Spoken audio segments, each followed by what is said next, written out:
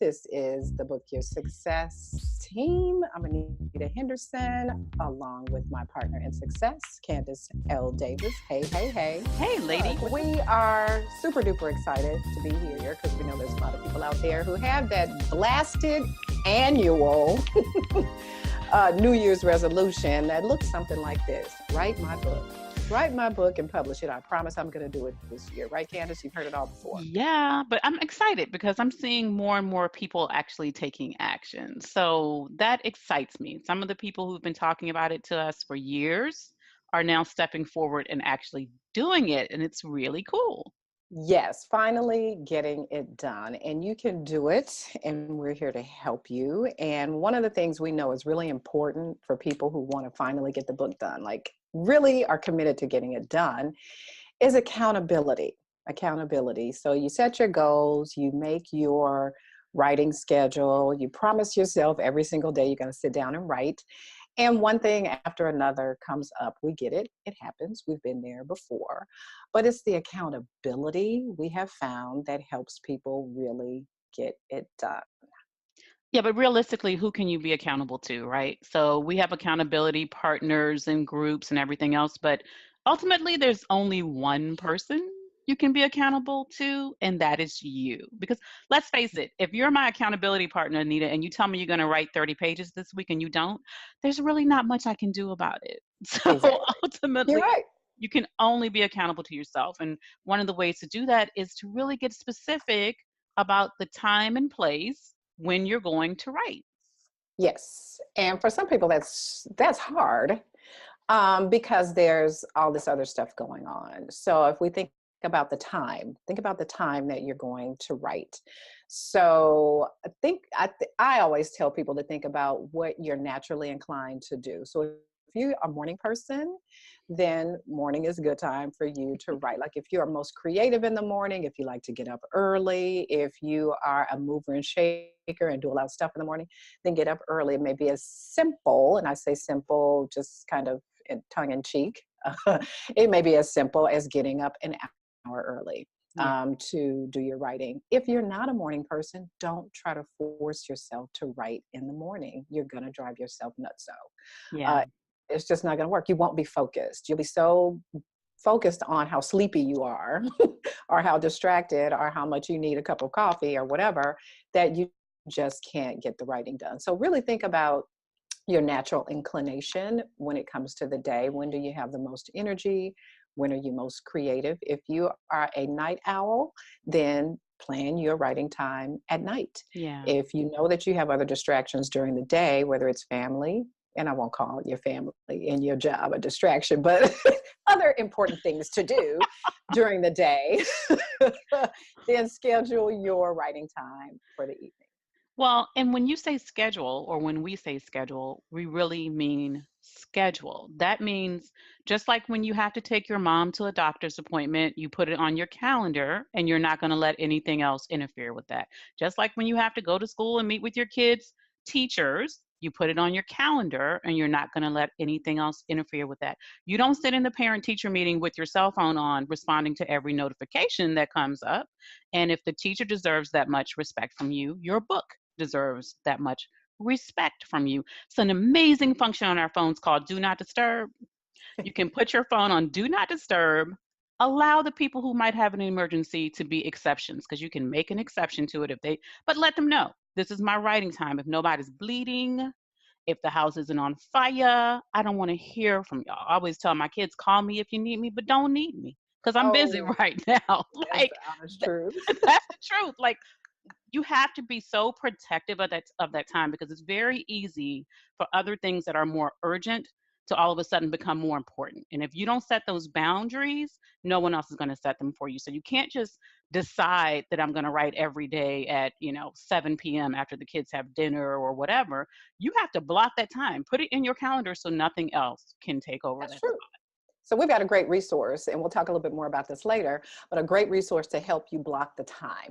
time on your calendar to write. And it is called Virtual Writers Lab. We're going to be hosting it. It starts this Saturday, January 26th. It is a 6-week program to help all of you aspiring authors and even some writers. Maybe you're not writing, and if you want to write and you want to have some dedicated time, you want the accountability of other people who are on the same journey as you, writing a book, getting that writing done, then you want to join us for Virtual Writers Lab. Yeah. We'll drop the link down below. But for those of you who are watching us now, it's bookyoursuccess.com/lab 2019, LAB 2019. Go ahead and sign up for Virtual Writers Lab. We start on Saturday, and it's going to be every Saturday for 6 weeks at 11 a.m. Eastern Time. It is the dedicated time you need and the accountability you need to get the writing done. Now, the other thing that Candace mentioned is the space, your writing space. Most people can't just sit down and write anywhere. Yeah. And if you're brand new to writing, whether it's writing blog posts or articles, or in fact, writing your book, the space and the place that you choose to get your writing done is just as important as the time.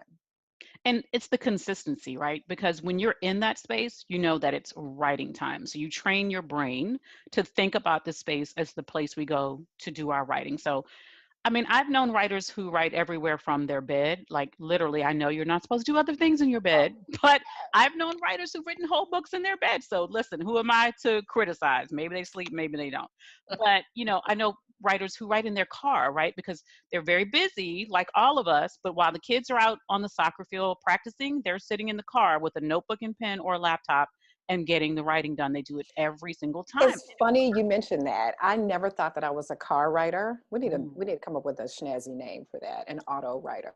I don't know. But anyway, back in the day when I was doing freelance article writing, I used to write in my car. I was actually working a full-time job. Yep. And I had articles like a deadline with an Yep. editor that I had to turn in. And the time that I had to write was my lunch break. Yeah. And I found that because I had that little chunk of time and that little tiny space, I got a lot of writing done. Yeah. So for those of you who think that it sounds ridiculous to write in your car, it can absolutely be done. You can do it. So having a dedicated space is really, really helpful. And sometimes you have to write in other places because your time, may demand that you do. I mean, sometimes I write while my husband's driving because you do what you have to do.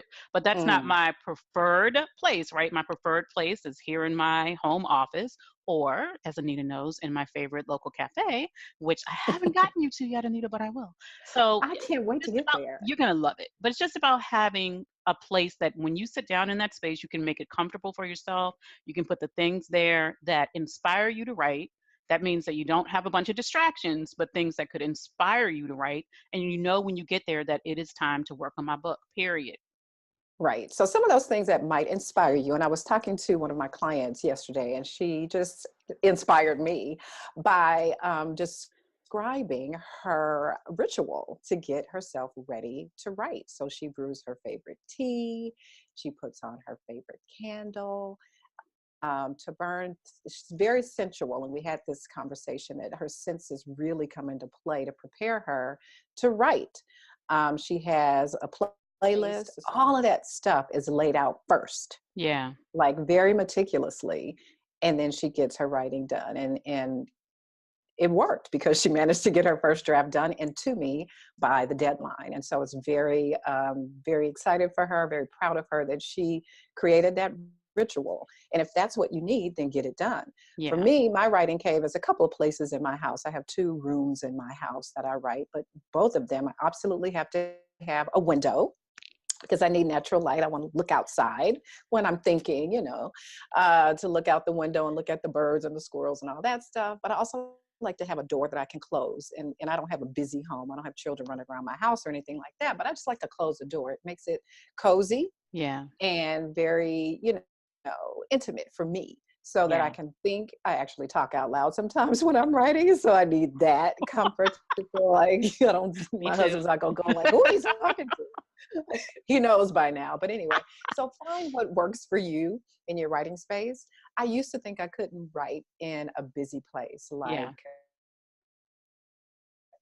co-working space or a cafe, but I found that I can now. I like to challenge myself to do that. So Like, Candace has been my inspiration for that. So whatever it is, if it's the park that you need, if it's your car, if it's a cafe, if it's the airport, if you're on the road, whatever it is, find what works for you and make the commitment to letting that be your space. Yeah, Anita, you made such a great point when you talked about the fact that your client used all the senses in developing her routine. Well, of course, she's a sensual person. She's a person.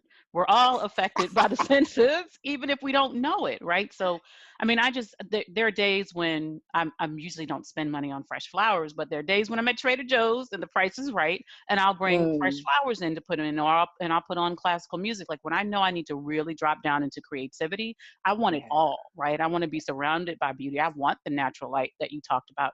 But Hmm. sometimes I just turn on my little essential oil diffuser and that's it, right? That's what's getting me in there. I put on soundscapes, that really weird sounding, mystical sounding music Love it. with no lyrics, right? Because I can't No do lyrics because beat, no rhythm, I really. get distracted. You can't get distracted by dancing or lyrics with that music. So, but I know it's going to work for me because that's what I'm used to. If you're not used to it, it's a routine you have to establish. So give yourself time, but just be consistent. And eventually you'll look up and wonder, wait, why is this so easy? It's easier than I thought it was going to be.